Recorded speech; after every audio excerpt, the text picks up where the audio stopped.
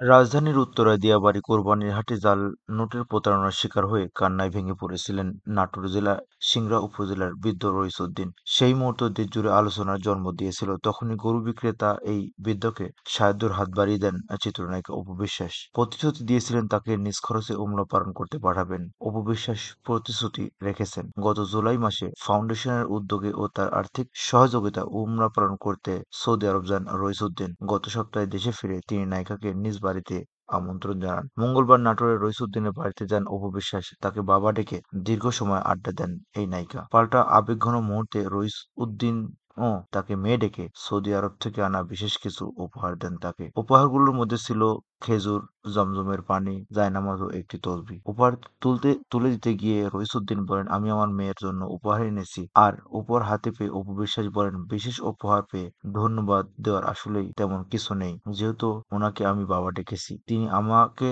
ও আমার সন্তানের জন্য দোয়া করেছেন। সেখান থেকে জমজমের পানি, খেজুর, তসবিহ, জায়নামাজ এনেছেন। আমি আসলে এর জন্য কৃতজ্ঞতা প্রকাশ করব না, বরং এটা আমার জন্য দোয়া। উল্লেখ্য, কোরবানির ঈদের সময় প্রতারণার শিকার হয়ে কান্নায় ভেঙে পড়া রইছ উদ্দিনকে প্রথমে সহায়তার হাত বাড়িয়ে দেন আলহাজ শামসুল হক ফাউন্ডেশন।